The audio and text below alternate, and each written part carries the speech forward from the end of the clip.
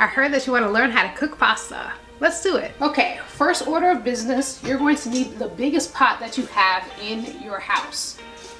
This is a 8-quart pot, which is perfect, and we're going to fill this up with some water. The reason why you want to use a big pot when it comes to cooking pasta is because you don't want your pot to overcrowd, because as it cooks, the pasta will end up sticking together. Once your pot is full, you're just gonna bring it over to your stove and turn your flame on medium-high heat and just let it boil.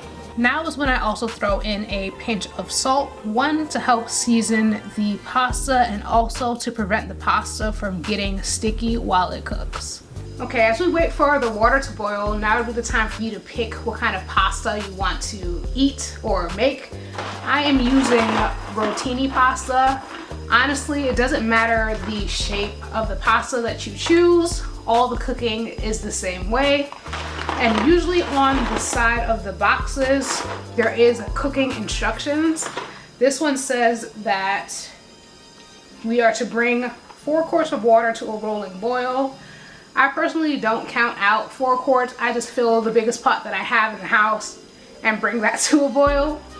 And then it says to add pasta, stirring occasionally, and cooking uncovered for about 9 to 11 minutes or until desired tenderness. What I like to do when it comes to the suggested time is to usually pick the shortest number that they suggest or recommend, which would be 9 minutes. Because I like my pasta to be what they call al dente, which basically means that your pasta has a little bit of bite to it, so it's not soggy, like you actually have to chew a little bit through it. You know, you're not like squishing it between your tongue and the roof of your mouth. So I usually stick with the shortest time and then go from there depending on how the texture is feeling. Some people like to pre-portion out their pasta. I personally don't like doing that, so I literally boil the entire box and then I preserve some of the cooked pasta after the fact. What I like to do, I have in a video on here also, so I will post that in the upper corner somewhere in this video so you guys can see it, is I literally freeze the extra cooked pasta. It saves me time when I want pasta again in the near future, and it's just more efficient for me. I set my timer for 9 minutes and I'm just gonna keep stirring in intervals just so that the pasta doesn't stick together or to the bottom of the pot. And we're just gonna let this do its thing. The only way you'll truly know if your pasta is done is if you taste it. So what I like to do is take one of the noodles, drain it off, and make sure, you know, it's not too hot. So of course you should like blow it off or whatever. And then I just take it and chew it. Now for me, the texture is a little bit too hard still, so I'm gonna let this cook for an additional maybe 2 to 3 minutes.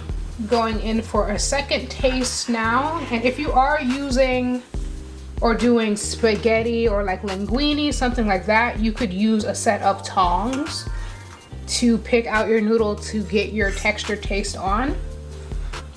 Let's see now. The texture is perfect, so now we're going to take it off the heat, pour it directly into a colander to get all that hot water off of the pasta. And then we're going to immediately hit it with some cold water to stop the cooking process. I don't know about you, but I personally love me a pasta dish, so here are some of my pasta fun facts or suggestions. Number 1. If you are cooking pasta and waiting for, say, like your sauce or whatever to heat up after you boiled your pasta, drizzle in some olive oil so that the pasta doesn't cool down and then stick together. My second, especially when it comes to using a tomato sauce as the sauce for your pasta, is to season your pasta. I personally like to put garlic powder, oregano, and some dried basil on the pasta itself before mixing it in with the tomato sauce, just to give it an extra added flavor, because pasta is very flavorless.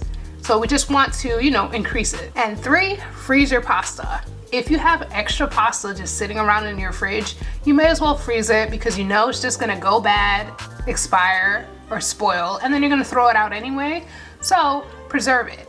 I do have a video for it somewhere. I think I linked it earlier in the video anyway, so yeah, freeze your pasta. I hope this video helps you get more confident in the kitchen, and if you want more videos like this, check out my Back to Basics tab on this page where I have more videos like how to make white rice, how to make kale taste absolutely delicious, and more. Don't forget to like, comment, and subscribe, and remember, healthy does not mean boring.